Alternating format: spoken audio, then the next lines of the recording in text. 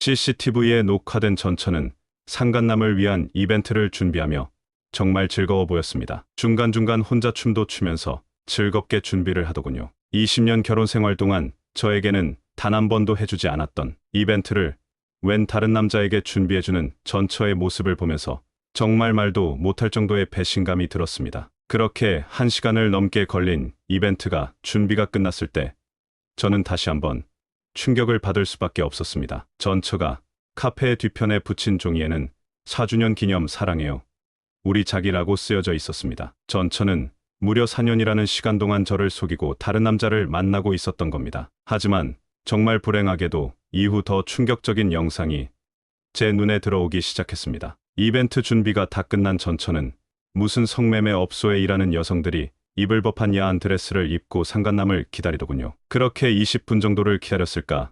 사진 속에 있던 상간남이 카페에 들어오더니 전처가 직접 만든 것으로 보이는 케이크와 와인을 함께 먹으며 무슨 이야기를 그렇게 하는지 정말 행복한 표정으로 함께 시간을 보내기 시작했습니다. 그렇게 1시간 정도가 흘렀을까요? 상간남은 슬금슬금 아내의 몸에 손을 대기 시작했습니다. 아내는 웃으면서 상간남의 손을 찰싹 때리며 못 만지게 했지만 그건 결코 거절의 손짓이 아니었습니다. 그리고 얼마 되지 않아 결국 둘은 카페에서 더러운 짓을 하기 시작했습니다. 설거지할 때, 운전할 때 듣는 고품격 토크쇼 서른톡 TV에 오신 걸 환영합니다.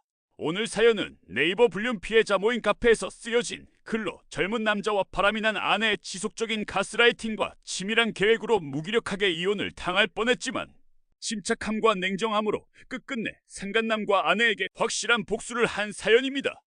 사연 초반에 바람난 아내의 악마 같은 가스라이팅에 정말 분노가 안 생길 수 없었습니다.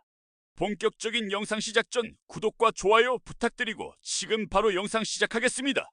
양평사는 50대 남자 세금 징수와 써요입니다. 오랜만에 글을 씁니다. 2년 전 전처의 바람으로 이 카페에 가입을 했었습니다. 양평에서 베이커리 카페를 운영하던 전처가 갑자기 별거를 강력하게 요구하여 어쩔 수 없이 1년 정도 별거를 하게 되었는데 알고 보니 식자재 공급업체 직원과 수년째 불륜 중인 걸 알게 되어 상간 소송을 진행하려고 했지만 이럴 경우를 대비해 온갖 시비를 걸어 별거를 하도록 미리 계획을 짜놓은 아내의 치밀함에 결국 합의를 하게 되었습니다. 그때 당시에는 아이들 생각해서 어떻게든 가정을 지키려고 했는데 상간남에 완전히 미쳐버린 전처와 불륜 상담사마저도 혀를 내두를 정도로 용의주도한 상간남 덕분에 가정회복은 포기하고 오로지 복수만 하기로 마음을 먹고 지금까지 참아왔습니다. 상간 소송 중 그리고 이혼 소송 중에도 전처는 저를 조롱하듯이 상간남과 동거를 하며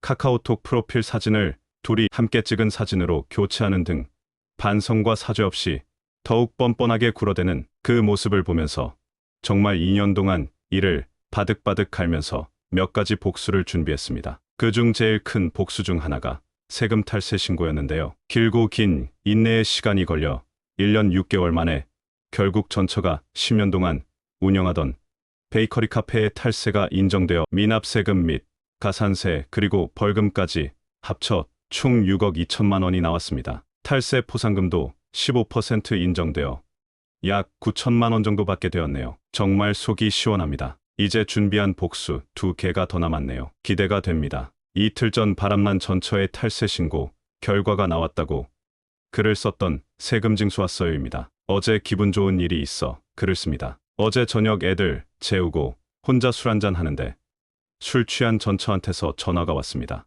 야, 내가 돈 줬잖아. 재산분할 너 유리하게 해줬잖아. 왜 남자 새끼가 치졸하게 이런 식으로 뒤통수를 때려? 너 때문에 지금 내가 얼마를 피해봤는지 알아?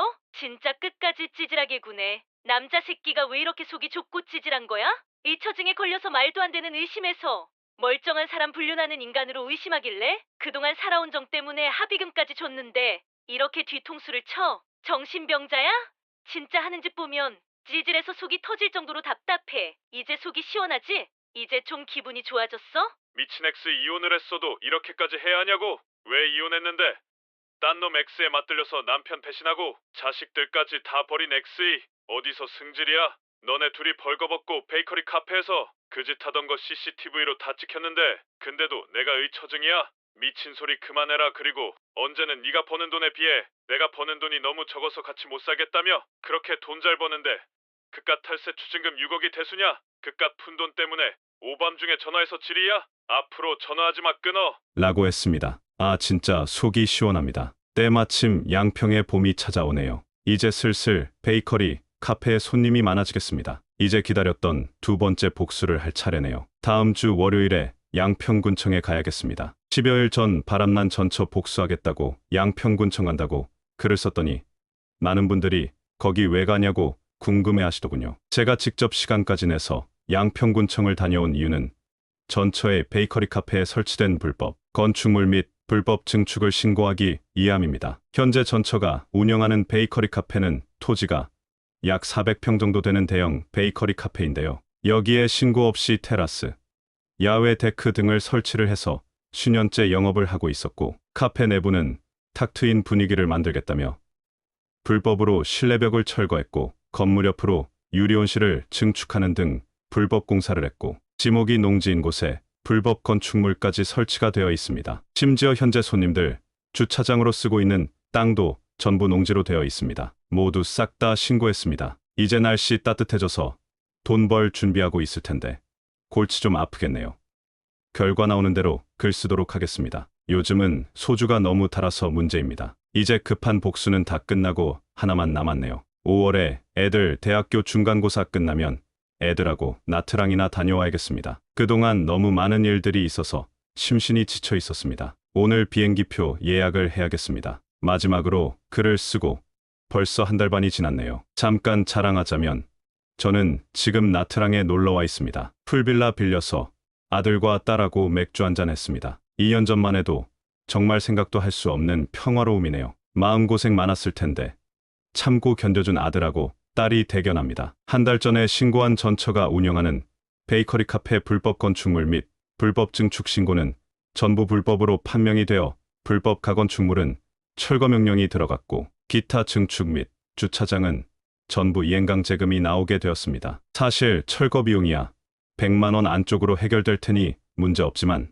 아마 이행강 제금은 불법으로 사용한 면적이 꽤 넓어서 1년에 거의 1천만 원에서 2천만 원 정도를 예상합니다. 요즘은 건축법이 바뀌어서 시정될 때까지 매년 내야 한다고 하더군요. 그리고 무엇보다 베이커리 카페는 사실 제절장사라고 말할 정도로 봄과 가을에 매출이 급격하게 올라가는데요. 이 귀한 시간에 불법 건물 철거하랴, 군청 불려가랴, 바빠 죽을 전처를 생각하니 웃음이 나옵니다. 이제 전처를 위한 선물이 하나 남았네요. 모두들 편안한 밤 되세요. 지난주 한국에 도착해서 글을 씁니다. 많은 분들이 전처한테 또 연락 안 왔냐고 물어보시던데요. 왜 안 왔겠습니까? 아주 불나게 전화를 하더군요. 크크크. 근데 전화 받아봐야 듣기 싫은 소리 들을 게 뻔한데 뭐하러 받나 싶어 그냥 번호를 차단했는데요. 그랬더니 딸한테 전화를 하더군요. 딸이 전화 받고 바쁘다고 바로 끊어버렸는데 웃긴 건 아들놈한테는 전화가 안 와서 엄마가 너한테는 전화 안 하네라고 놀리듯이 이야기하니 자기는 작년에 엄마 번호를 차단했다고 하더군요. 그렇게 한 이틀 지났나 모르는 번호로 자꾸 전화가 오더군요. 혹시나 싶어서 전화 받았더니 아니나 다를까 전처였습니다. 완전 독이 가득 찬 목소리로 여보세요, 왜 이렇게 전화를 안 받아? 라고 소리를 치길래 무서워서 얼른 끊어버리고 차단했습니다. 나중에 딸이 웃으면서 엄마 엄청 화난 것 같던데.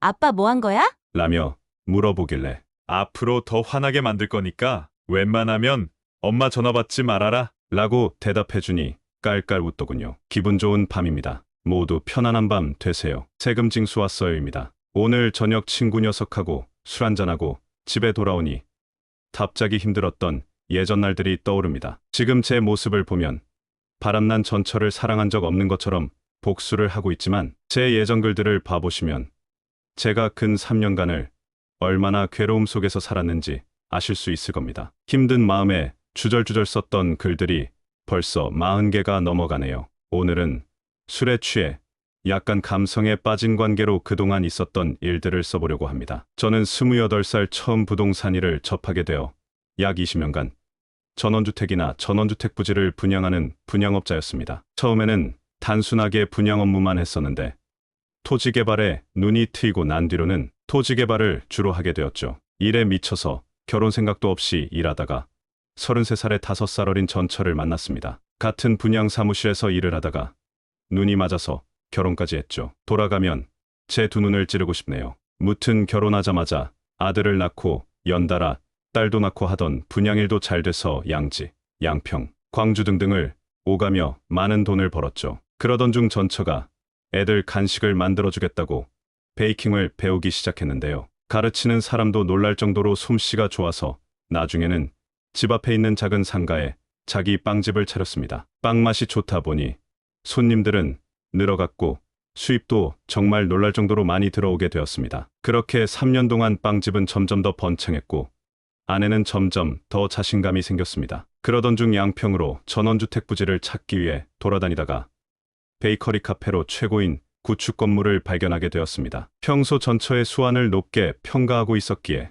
저희 부부는 오랜 상해 끝에 갖고 있는 모든 돈을 털어 그 건물을 매매하고 수리해서 베이커리 카페를 만들었습니다. 결과는 예상대로 성공적이었습니다. 요즘은 베이커리 카페가 워낙 많다 보니 경쟁력이 덜하지만 그때는 정말 희귀한 사업 아이템이었거든요. 그러던 도중 문정부가 들어서면서 부동산 광풍이 몰아닥칩니다. 덕분에 준비했던 전원주택들도 모두 완판을 하게 되었고 다음에 코로나가 터지면서 해외를 못 가는 사람들이 국내 여행을 다니기 시작하며 저희 부부는 성공의 가도를 달리게 되었죠. 하지만 그 행복을 오래가지 못했습니다. 코로나로 건축자재 값이 오르고 부동산 이율이 높아지면서 전원주택에 대한 사람들의 관심이 없어지게 되었습니다. 결국 무리해서 사놓은 토지를 소화 못하고 큰 손해를 보게 되었고 그 과정에서 스트레스를 많이 받아서인지 몸도 많이 안 좋아져서 결국 일을 쉬게 되었습니다. 그런데 제가 일을 쉬면서부터 뭔가 이상한 점들을 발견하기 시작했습니다. 사업이 바쁠 때는 지방으로 임장 가랴, 토지주 만나서 술 마시야, 건축자재업자하고 골프 친다 등등 정신없이 보내다 보니 미처 집을 전혀 신경 쓰지 못했는데요. 쉬면서 가만히 보니 아내가 집에 돌아오는 시간이 거의 밤 10시에서 새벽 1시 사이더군요. 베이커리 카페를 열고 나서는 아내가 빵을 만들지 않기 때문에 밤늦게까지 있을 이유가 없었는데 그러더군요. 심지어 집에서 쉬면서부터 갑자기 전처의 주변에 있는 사람들이 초상이 나기 시작했습니다. 그것도 전부 지방에 사는 처음 듣는 친구들이라 어쩔 수 없이 외박을 해야 한다고 하더군요. 아무리 그래도 퇴근 시간과 잦은 외박이 마음에 안 들어서 잔소리를 좀 했는데 전처의 반응이 너무 이상했습니다. 갑자기 발끈하며 당신도 외박하고 돌아다녔으면서 나는 왜 안 되냐며 내가 가고 싶어서 가냐 등등 화를 내더군요. 20년을 넘게 살면서 이런 적이 단 한 번도 없었기에 얼떨결에 미안하다고 했습니다. 그런데 그날을 기점으로 아내의 말도 안 되는 트집이 시작되었습니다. 왜 집에서 쉬면서 집 청소를 안 하냐? 돈을 왜 이렇게 많이 쓰냐? 앞으로 돈을 어떻게 벌 거냐? 몸이 아프면 병원에 입원을 해야지. 왜 집에 있냐? 등등 처음에는 그냥 제가 사업에 실패하다 보니 불안해서 그런가라는 생각을 했는데 나중에는 점점 선을 넘기 시작했고 왜 이렇게 몸에서 냄새가 나? 제발 좀 씻고 다녀. 당신 보고 있으면 인생 포기한 백수 보는 것 같아서 답답해. 애들 보기 안 좋으니까 어디든 좀 나가. 등등 인신공격을 이어가기 시작했습니다. 결국 참다 못해 저도 싸움을 시작했는데 더 심한 인신공격을 시작하더군요. 나중에는 당신 사업 망하고 정신병에 걸린 것 같아. 돈을 안 벌고 백수로 지내서 그런가? 왜 이렇게 자격지심이 심해? 당신 아니었으면 훨씬 더 경제적으로 여유로웠을 텐데. 당신 사업 망하는 바람에 애들 학원도 못 보내겠네. 당신 어머니는 왜 그러시는 거야? 당신 누구 닮았나 했더니 시어머니 닮았나 봐. 거의 1년 동안 계속되는 아내의 짜증과 가스라이팅의 말싸움은 계속되었습니다. 심지어 원래 관계가 좋았던 처갓집마저도 저를 비난하기 시작하더군요. 사업이 망하기 전까지는 용돈도 잘 드리고 해외여행도 보내드리고 했는데 장인어른은 전화도 잘 안 받으시고 장모님은 대놓고 도대체 애를 얼마나 괴롭히길래 맨날 나한테 전화 와서 하소연을 하는 거야?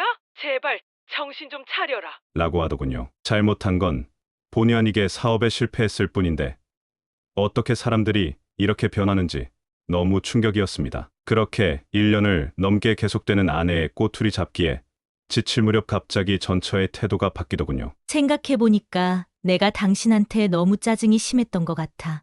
몸이 아파도 집에서 쉬고 있는 당신 보니까 나도 모르게 그랬던 것 같아. 내가 정말 미안해. 우리 앞으로 잘해보자. 갑자기 예전으로 돌아온 아내를 보며 저도 반성을 많이 했습니다. 물론 돌이켜보면 전처의 계략에 빠진 것이었지만요. 그래서 아픈 몸을 이끌고 평소 알고 지내던 공인중개사 사무소에 취직을 하여 일을 시작했습니다. 하지만 고된 일을 하기에는 제 몸 상태가 너무 안 좋아서 전처에게 말했습니다. 나 그냥 당신 카페에서 일을 하는 건 어떨까? 그러자 전처는 갑자기 당황한 표정을 짓더니 갑자기 짜증을 내더군요. 아니 젊은 사람들 오는 카페에 당신 같은 아저씨가 냄새 풍기면서 돌아다니면 그게 장사가 되겠어? 그리고 부부는 같은 곳에서 일하면 무조건 싸워. 아니, 내가 무슨 냄새가 난다는 거야? 그리고 카페가 얼마나 큰데 다른 일도 할 수 있잖아. 이건 내 사업체야. 당신이 오는 건 경영 관점에서 봐도 좋지 않아. 그러니까 다른 일을 구해봐. 이게 왜 당신 사업체야? 카페 오픈할 때 우리 집에서 준 돈하고 내가 번 돈이 얼마나 들어갔는데. 아, 8년 동안 경영한 건 나잖아. 그리고 우리 집 돈도 들어갔어. 왜 여태까지 카페에 관심도 없더니 지금 와서 들러붙으려는 거야? 그 싸움이 있고 며칠 뒤 전처가 말하더군요. 당신이랑 나랑 요즘 핀트가 안 맞는 것 같아. 당신 몸도 아프고 해서 이해해 보려고 했는데 당신은 도무지 바뀔 생각이 없는 것 같아. 이 상태로 가면 우리 관계가 정말 돌이킬 수 없을 정도로 망가질 것 같아. 우리가 자꾸 싸우니까 애들도 공부에 집중을 못하고 있고. 여보, 우리 잠깐 떨어져서 지내는 건 어떨까? 그때는 바보같이 아내의 말이 진심이라고 생각했고 결국 별거를 선택하게 되었습니다. 아내는 제가 몸이 안 좋으니 집에서 생활을 하고 자기는 카페에 있는 작은 생활 공간에서 잠을 자며 왔다 갔다 하겠다고 하더군요. 아내가 말한 생활 공간은 카페 조리실 뒤편에 있는 10평 내외의 원룸으로 사무실 겸 직원들이 휴식을 취할 수 있게 침대 및 컴퓨터 같은 사무용 물품이 있는 작은 공간이었습니다. 지금 돌이켜보면 전형적인 바람난 여자들이 상간남을 편하게 만나기 위해 하는 행동들이었습니다. 괜히 시비를 걸어 싸움을 만들고 부부관계를 회복하려는 척 손을 내밀고 다시 또 싸움을 걸고 결국 별거하면서 시간을 갖자는 뻔한 레파토리였죠. 하지만 그때는 그걸 몰라 저는 진심으로 제가 무엇을 잘못했는지 반성을 하였습니다. 심지어 자신이 카페에서 생활하는 게 마치 큰 배려를 해주는 것처럼 이야기하는 전처의 얼굴이 떠올라 또 열이 받네요. 무튼 그 이후 중간중간 전화로 대화를 했지만 전처는 냉담했습니다. 그렇게 3달 정도 별거를 하다가 이 상태로는 정말 부부관계가 망가질 것 같아 직접 전처를 만나 대화를 하기로 마음을 먹었습니다. 그렇게 용기를 내 영업 종료 시간에 맞추어 카페를 방문하였습니다. 카페에 갔더니 직원들은 전부 퇴근하고 상임 매니저가 불 끌 준비를 하고 있더군요. 전처는 어디 갔나 싶어 말을 걸려는데 매니저가 저를 보더니 상당히 당황한 표정을 짓더군요. 그러더니 대표님 일주일 동안 가족여행 가신다고 하셨는데 아니었나요? 애들 모두 수능 준비로 정신이 없는 상황인데 무슨 가족여행인지 그때 느낌이 왔습니다. 전처가 뭔가를 숨기고 있다는 것을요. 여기서 당황하면 안 될 것 같다는 느낌이 들어 아, 맞아요. 그런데 제가 몸이 안 좋아서 먼저 왔습니다. 조만간 병원에 입원할 것 같아서 마음이 심란하네요. 오늘은 그냥 조용히 카페에 혼자 있고 싶어서 왔어요. 신경 쓰지 마시고 하던 일 하시고 퇴근하세요. 아, 그리고 제가 이러는 거 아내가 알면 괜히 걱정할 테니까 제가 여기 왔다는 건 절대로 말하지 말아주세요. 매니저는 딱한 표정을 지으며 알겠다고 하더군요. 매니저 자동차가 출발한 것을 확인하고 카페 조리실 뒤편에 마련된 생활공간으로 들어가자마자 저는 할 말을 잃었습니다. 카페에서 생활한다고 했던 전처의 말과는 달리 생활공간 어디에도 사람이 거주했던 흔적이 없었습니다. 직원 사용용으로 놓은 침대에는 이불 같은 것도 없이 잡동사니가 잔뜩 쌓여 있었고 CCTV 녹화 및 사무용 컴퓨터만 조용히 불이 켜져 있더군요. 혹시나 싶은 마음에 전화를 걸어봤습니다. 한참을 신호가 가도 안 받더니 퉁명스러운 목소리의 전처가 전화를 받더군요. 나 지금 바쁜데 왜? 아니 이제 슬슬 날씨도 추워지는데 카페에서 생활하는 거 힘들지 않나 해서. 갑자기 왜 그래?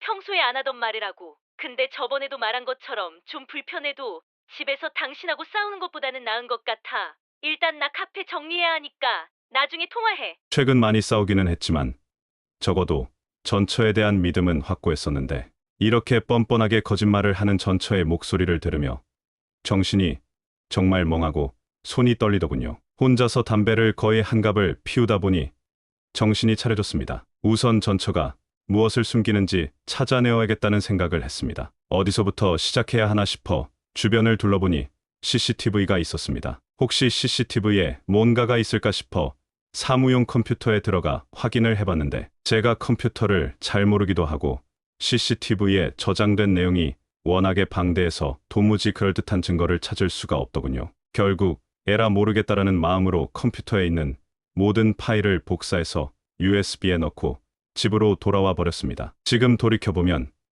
그때 그 행동이 신의 한 수가 될 것은 생각 못했지요. 쓰다 보니 글이 너무 길어집니다. 피곤하네요. 얼굴도 모르는 인간 마누라 바람난 이야기 궁금하실 분이 많지도 않을 텐데 오늘은 여기까지 하겠습니다. 모두 편안한 밤 되세요. 세금징수 왔어요입니다. 어제 쓴 글 관심이 없을 줄 알았는데 많은 분들이 댓글을 달아주셔서 깜짝 놀랐습니다. 자랑스러운 이야기도 아니고 어찌 보면 남자로서 창피한 이야기라 쓰는데 고민이 있었는데 이렇게 응원을 해주시니 마저 쓰도록 하겠습니다. 전처의 거짓말을 눈치채게 되면서 의심은 점점 더 컸습니다. 하지만 전처는 계속해서 별거를 원했고 만나려고 하면 얼굴 한번 보여주지 않는 등 철저하게 저를 외면했습니다. 결국 참다 못해 전처가 왜 이러는지 알고자 이리저리 정보를 찾다가 이 카페까지 들어오게 된 것인데요. 많은 분들이 전처가 했던 것처럼 꼬투리를 잡아 별거를 하면서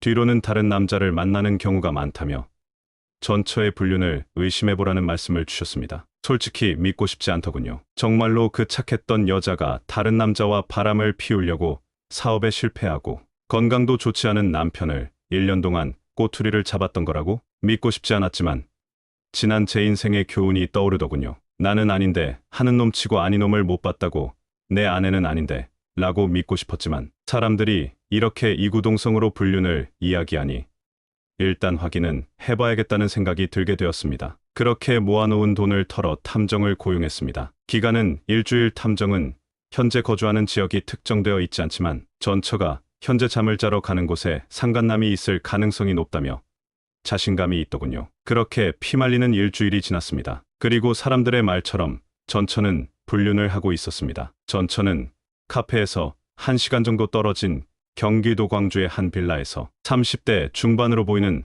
상간남과 함께 거주를 하고 있었습니다. 사진에서 전처와 상간남은 마치 신혼부부처럼 퇴근 후 매일매일 데이트를 하고 있었고 전처는 가족에 대한 미안함은 전혀 없는지 그저 행복에 겨운 표정뿐이었습니다. 탐정은 현재 상간남이 일정한 직업이 없는 것으로 보인다며 아내가 출근을 하고 하루 종일 집에 있거나 PC방을 가는 등 별다른 경제활동을 하고 있지 않다고 했습니다. 아마 전처가 상간남을 먹여 살리고 있는 상황 같다고 말하더군요. 지금 와서는 창피한 이야기이지만 눈물이 많이 났습니다. 거의 20년을 의지하며 살았던 사람한테 이렇게까지 배신을 당하게 될 줄이야. 얼마나 그놈이 좋으면 백수건달 놈을 먹여 살리기까지 하는지. 한참을 앉은 자리에서 울다 좀 감정이 추스러지니 복수의 감정만 생기더군요. 그래, 이렇게 깔끔하게 배신하는 게 속 편하다. 나도 답을 해주자라는 다짐을 했습니다. 그렇게 다음날 갖고 있는 사진과 동영상을 들고 변호사를 찾았습니다. 당시만 해도 가지고 있는 사진과 동영상으로 복수를 할 수 있으리라 생각했습니다. 하지만 우리나라 법은 그렇지 않더군요. 변호사는 상간남에게 상간소송을 하기 위해서는 전처가 기혼자라는 사실을 상간남이 알고 있었다는 증거가 필요하다고 설명했습니다. 현재 가지고 있는 사진과 동영상만으로는 상간남이 전처의 결혼 사실을 인지했다는 것을 증명하기 어렵기 때문에 상간소송을 진행하기에는 아직 충분한 증거가 부족하다고 조언했습니다. 변호사는 좀 더 구체적인 증거를 확보할 필요가 있으며 특히 상간남의 인적사항과 전처의 결혼 상태를 알고도 관계를 지속했다는 점을 입증할 수 있는 카카오톡이나 문자메시지, 통화녹음 또는 블랙박스 녹음 등 명확한 자료가 필요하다고 말했습니다. 이러한 증거 없이 성급하게 소송을 진행하다가 증거 부족으로 패소할 경우 오히려 역효과가 날 수 있으니 신중하게 접근할 것을 권고했습니다. 그렇게 사무실을 나오는데 참 답답한 느낌이 많이 났습니다. 이미 전처는 얼굴도 보기 어려운 상태고 상간남의 인적사항을 어떻게 알아내야 하는지도 문제였습니다. 처음에는 이판사판 카페로 쳐들어가서 전처를 잡아볼까라는 생각도 했었는데 여기 계시는 회원님들이 결사반대를 하시더군요. 제대로 준비 안 된 상태에서 들이닥치면 괜히 증거만 더 없앤다고요. 지난 일이지만 그때 저를 말려주셨던 분들에게 진심으로 감사의 인사를 드립니다. 결국 고민한 끝에 카페 엑시트에 무슨 단서가 있지 않을까라는 막연한 생각을 갖고 새벽마다 몰래 카페에 들어가 엑시트를 뒤지기 시작했습니다. 따지고 보면 저도 지분이 있는 카페라 문제는 없었는데 들어갈 때마다 정말 심장이 터질 듯 뛰고 손에서 식은땀이 나더군요. 그렇게 거의 매일 새벽 전처가 운영하는 카페에서 엑시트 녹화를 뒤적이기 시작한 지 2주일이 흘렀을 무렵 정말 충격적인 영상을 찾게 되었습니다.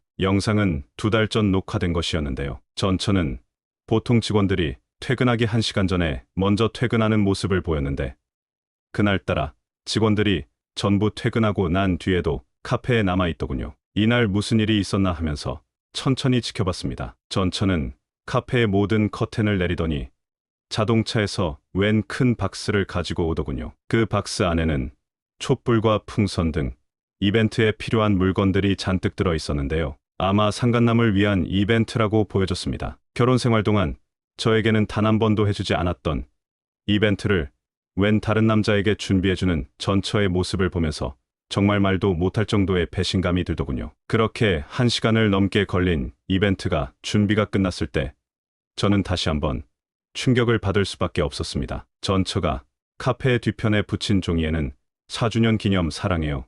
우리 자기라고 쓰여져 있었습니다. 전처는 무려 4년이라는 시간 동안 저를 속이고 다른 남자를 만나고 있었던 겁니다. 하지만 정말 불행하게도 이후 더 충격적인 영상이 제 눈에 들어오기 시작했습니다. 이벤트 준비가 다 끝난 전처는 무슨 성매매 업소에 일하는 여성들이 입을 법한 야한 드레스를 입고 상간남을 기다리더군요. 그렇게 20분 정도를 기다렸을까 사진 속에 있던 상간남이 카페에 들어오더군요. 그리고는 전처가 직접 만든 것으로 보이는 케이크와 와인을 함께 먹으며 무슨 이야기를 그렇게 하는지 정말 행복한 표정으로 함께 시간을 보내기 시작했습니다. 그렇게 1시간 정도가 흘렀을까요? 상간남은 슬금슬금 아내의 몸에 손을 대기 시작했습니다. 아내는 웃으면서 상간남의 손을 찰싹 때리며 못 만지게 했지만 그건 결코 거절의 손짓이 아니었습니다. 그리고 얼마 되지 않아 결국 둘은 카페에서 더러운 짓을 하기 시작했습니다. 참 상간남 새끼,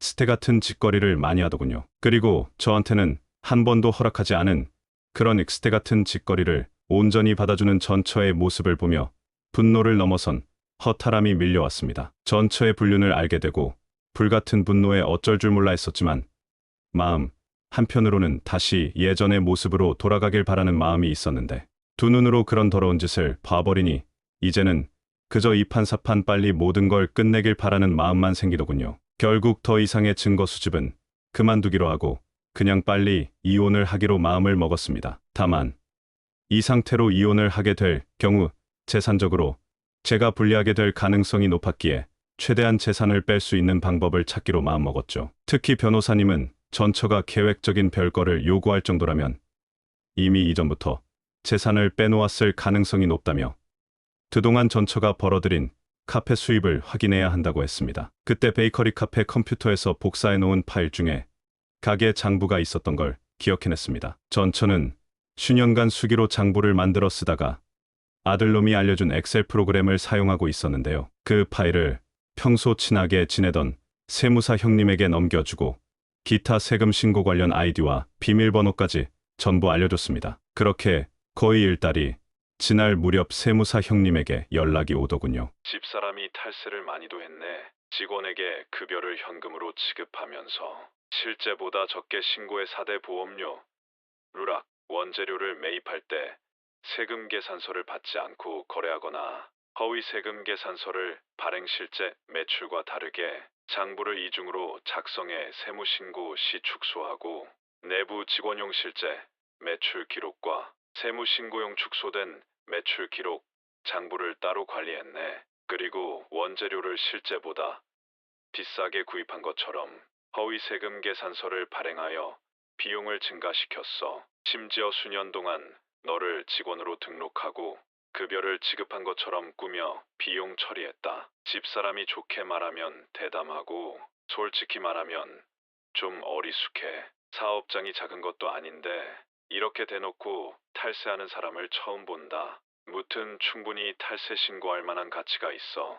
이 이야기를 듣는데 그동안 가슴속에 막혀있던 무언가가 내려가는 느낌이었습니다. 그래, 너 죽고 나 죽자. 이제 상간 소송보다 더 중요한 일이 생겼기에 무대뽀로 나가기로 했습니다. 다음 날 저녁 상간남과 전처가 살고 있는 경기도 광주 빌라 앞에 주차를 하고 전처가 집 안으로 들어가기를 기다렸습니다. 한 8시쯤 되자 카페일을 끝내고 전처가 집으로 들어가더군요. 곧바로 따라 들어가 문을 두들겼습니다. 전처는 제가 집을 찾아온 걸 보고 당황했는지 아무리 문을 두들겨도 대답을 하지 않더군요. 그렇게 1시간쯤 문을 계속 두드리며 농성을 벌이자 옆집들도 무슨 일인가 나와보는 등 일이 점점 커지기 시작하자 결국 아내가 상간남과 문을 열고 나오더군요. 전처는 정말 뻔뻔한 표정으로 말하더군요. 여기는 무슨 일이야? 어떻게 알고 찾아왔어? 온갖 꼬투리를 잡아서 집을 나가더니 이 새끼하고 살려고 그랬던 거냐? 무슨 소리야? 얘는 그냥 친한 동생이고 오늘 아프다 그래서 잠깐 간호나 해주려고 온 거야. 괜히 미친 소리 하지 말고 나가서 이야기해. 내가 신으로 보여? 너 벌써 여기 수십 번 왔다 갔다 한 거 사진으로 다 찍어놨어. 왜? 그때도 이 새끼가 계속 아팠던 거냐? 불치병 걸렸어? 그러자 전처 옆에서 아주 화가 난 표정으로 서 있던 상간남이 한마디 하더군요. 아저씨 우리 미행한 거야? 뭔데 미행을 해? 그리고 이거 엄연히 주거 침입하신 거예요. 지금 안 나가면 바로 경찰 부릅니다. 경찰? 그래 불러라. 근데 너 상간 소송장 받을 준비해라. 너 가정 있는 유부녀 꼬셔서 가정 파탄 냈으면 거기에 책임져야지. 보통 이렇게 공격하면 당황하는 모습을 보인다는데 상간남은 이런 일을 예상했거나 이미 겪었던 적이 있는 것처럼 자연스럽게 이야기를 하더군요. 난 누나가 유부녀였는지도 몰랐고요. 아저씨가 생각하는 것처럼 우리는 그런 사이가 아니에요. 증거 있어요. 괜히 사람 모함하지 말고 그냥 가시라고요. 맞아, 얘는 내가 결혼한 사람인 것도 몰랐어. 그냥 코로나로 카페 힘들 때 베이킹 재료 싸게 구해다 줘서 친해진 동생이라니까? 내가 얘랑 무슨 연애를 해? 진짜 사업 말아먹고 백수 되더니 이제는 의처증까지 걸려서 사람 쪽팔리게 뭐하는 짓이야? 솔직히 당황했습니다. 들이닥치면 어버버하면서 실토할 줄 알았는데 이렇게 철저하게 방어할 줄을 몰랐거든요. 결국 상간 소송에 필요한 증거는 찾지 못하고 돌아올 수밖에 없었습니다. 그 뒤로 전처와 상간남은 승기를 잡았다고 생각했는지 상간남은 주거 침입죄로 저를 고소하고 전처는 저의 의처증과 저의 경제적 무능력으로 더 이상 결혼 생활을 하지 못하겠다며 이혼 소송장까지 보내더군요. 전처의 탈세에 대한 증거가 없었다면 피눈물을 흘렸을 텐데 화는 났지만 일단 냉정하게 대처를 하기 시작했습니다. 이후 이혼을 해주겠다는 말을 하며 전처와 대화를 했는데요. 둘이서 카페에서 성행위를 한 녹화본을 보여주며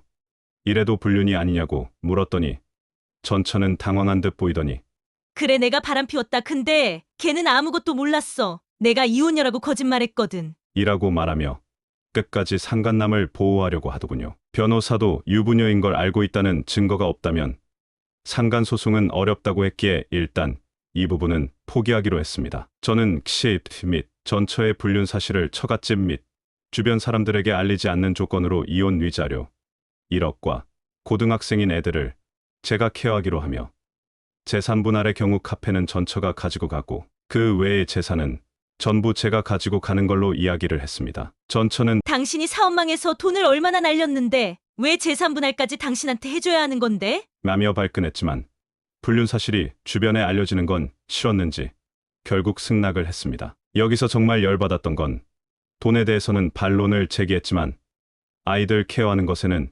흔쾌히 동의를 했다는 점입니다. 상간남하고 새살림 차리고 싶은 마음에 도리어 반가워하는 눈치였죠. 아, 그리고 전처가 제가 내세운 조건에 덧붙인 요구가 있었습니다. 상간 소송을 하지 않을 것, 정말 끝까지 상간남을 보호하기 위해서 최선을 다하더군요. 변호사도 그렇고 불륜 상담사도 그렇고 일단 상간남이 이러한 경험을 이미 해봤던 전문가처럼 보인다며 상간 소송은 어려워 보인다고 이야기를 했고 애초에 전처와 이혼을 잘해서 돈을 많이 받는 게 중요했기 때문에 상간 소송은 포기하기로 했습니다. 대신 다른 방식으로 엿을 먹일 방법을 준비해놨습니다. 무튼 그렇게 이혼이 되었습니다. 상간 소송을 하지 않는 조건을 지켜주자 아내는 정말 흔쾌히 이혼을 해주더군요. 물론 중간중간 열받는 건 많았습니다. 이혼하는 과정에서 내가 걔를 만난 건 당신이 나를 외롭게 했기 때문이야. 그냥 외로움 달래려고 만났던 건데 당신이 이렇게 일을 크게 만들었어.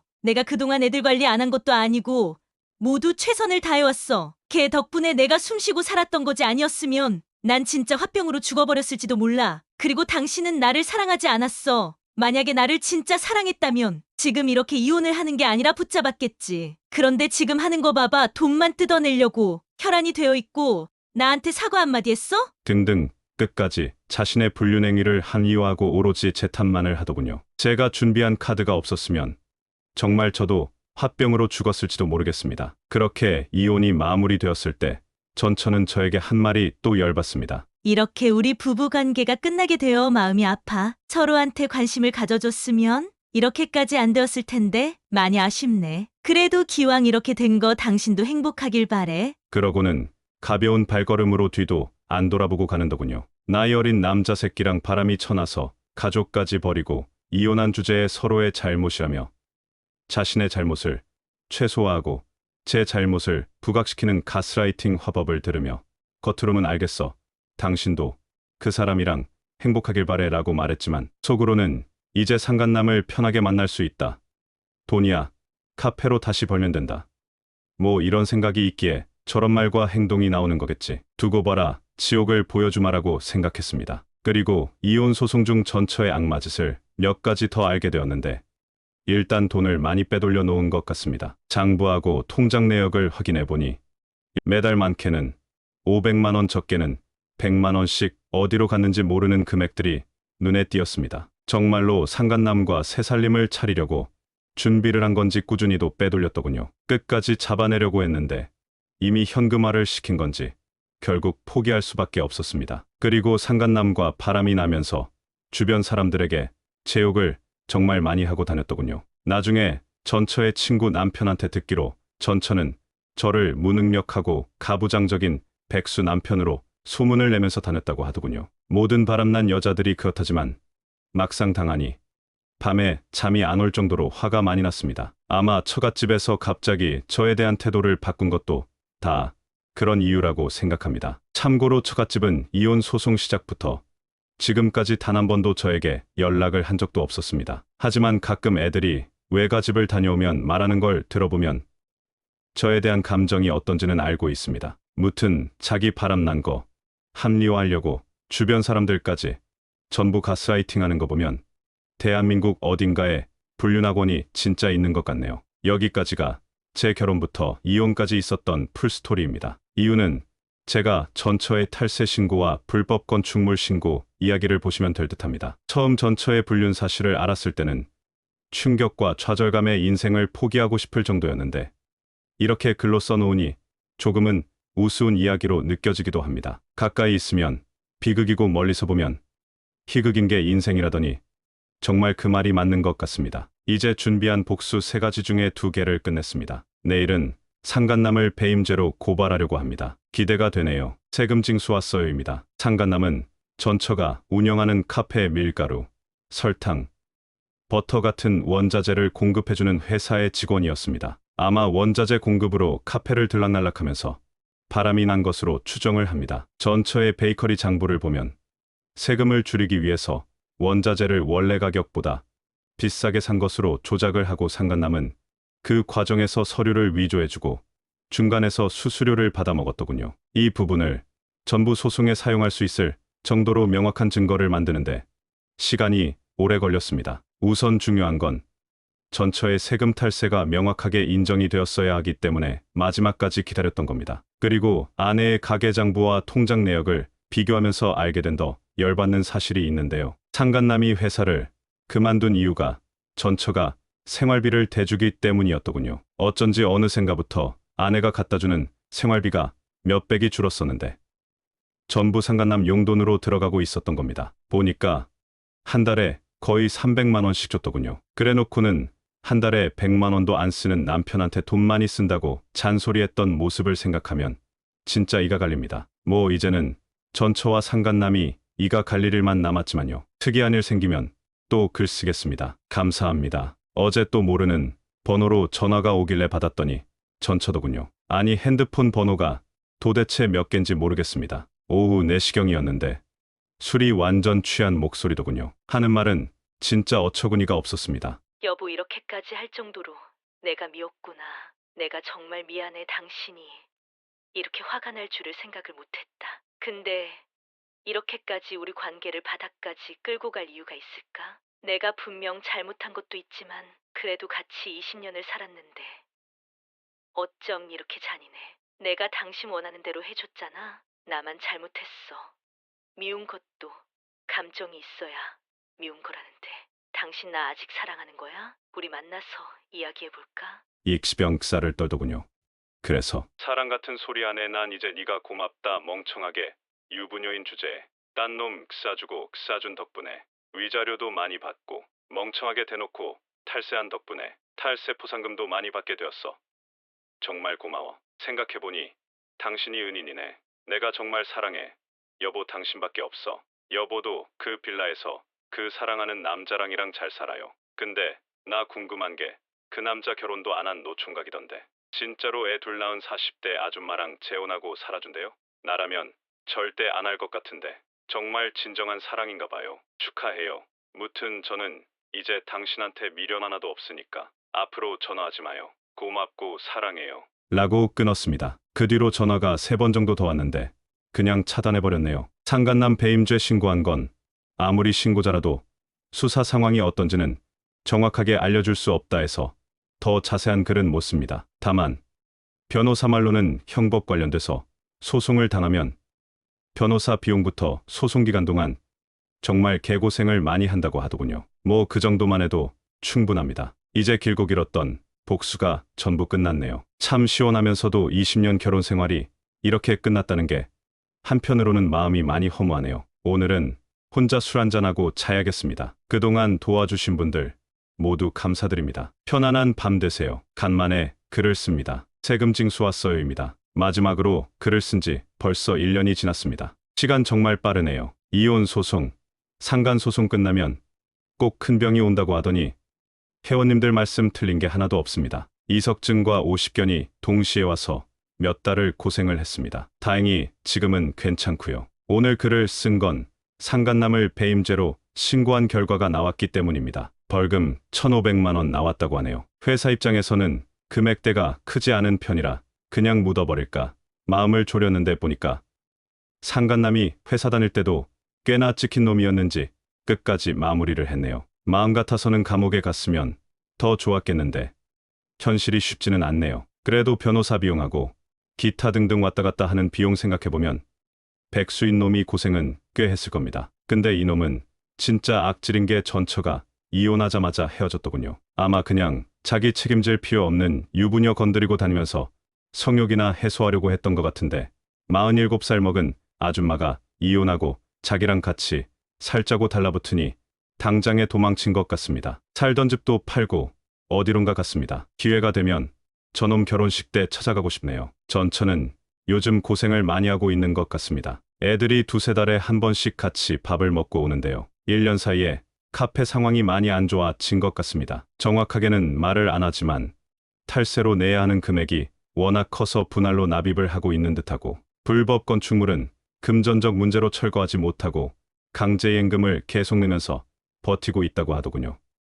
그 와중에 새로운 베이커리 카페가 많이 생기면서 수입도 많이 줄었을 것으로 예상됩니다. 저번에 일이 있어서 잠깐 카페를 지나간 적이 있었는데 예전과는 다르게 손님이 거의 없더군요. 그날 심심해서 등기부등본 떼어봤는데 난리도 아닙니다. 근저당도 2억을 넘게 더 잡았고 심지어 사채로 빌렸는지 근저당 권자도 웬 모르는 남자 이름이더군요. 원하는 모습으로 살고 있는 전처를 보니 기분이 좋습니다. 저는 요즘 다시 부동산을 시작했습니다. 이제 급하게 먹여 살릴 처자식이 있는 것도 아니기에 예전처럼 무리하지 않고 천천히 다시 사업을 일으켜보려고 합니다. 한동안은 부동산 경기가 풀릴 조짐이 안 보이니 여행하듯 이곳저곳을 돌아다니면서 좋은 땅을 찾아다녀야겠습니다. 아, 그리고 요즘 등산을 취미로 하는데 등산 참 좋은 것 같습니다. 배우자 외도로 힘드신 분들, 취미 생활을 한번 해보시면 좋을 듯하네요. 앞으로는 전처 이야기보다는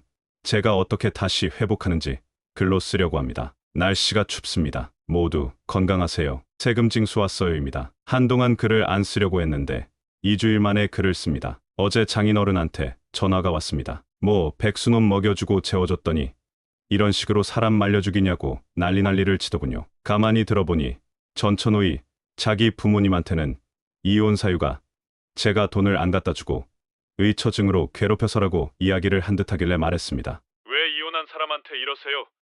새사위한테 연락을 하셔야죠. 따님이 능력이 좋으셔서 이혼 전부터 30대 노총각 꼬셔서 재혼 준비했는데 아직 재혼을 안 했나요?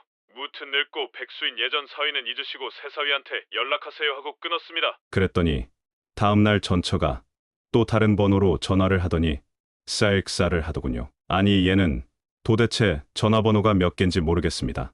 그래서 네가 먼저 헛소문 내고 다녔잖아. 그냥 입 닥치고 살면 나도 더 안 건든다. 근데 앞으로 나 욕하고 다니는 거 한 번만 더 내 귀에 들리면 나도 그냥 이판사판이야. 너 바람나서 새살림 차렸던 거 주변 사람들한테 다 말하고 다닐 거니까 알겠지? 그리고 앞으로 이렇게 전화 먼저 하지 말고 문자로 전화해도 되는지 미리 물어보고 전화해라 알겠지? 라고 하고 끊었습니다. 경제적으로 너무 어렵게 사는 것 같아 아주 잠깐 미안한 마음이 들었었는데 이 여자는 이제 악밖에 안 남은 듯하네요. 한때는 사랑했던 여자가 저렇게 미친 여자가 될 줄을 정말 상상도 못했습니다. 마음이 아프네요. 다음에 시간 나면 전처 카페에서 빵 사 먹고 배탈 났다고 신고나 해줘야겠습니다. 그나저나 요즘은 그런 생각이 듭니다. 원래 저랬던 여자인 건지 아니면 불륜이 주는 쾌락이 사람을 바꾼 건지 참 뭐가 옳은 건지 모르겠습니다. 10여 년 전 애들 건강한 간식 만들어주겠다고 베이킹학원 다니던 수수하지만 예뻤던 여자가 그립네요. 오늘 영상은 여기까지입니다. 흔히 바람난 배우자들은 자신의 수치심을 가리고자 아무 잘못 없는 배우자를 나쁜 사람으로 만들기 위해 최선을 다합니다. 오늘 영상의 바람난 아내도 마찬가지였네요. 그렇게 자신을 믿는 배우자를 쓰레기로 만들면 자신의 불륜이 정당화되리라 생각하는 불륜자들의 생각이 참 한심할 뿐입니다. 다음에도 더 흥미롭고 재미있는 영상으로 찾아뵙겠습니다. 마지막으로 구독과 좋아요 부탁드리고 지금까지 서른톡이었습니다. 감사합니다.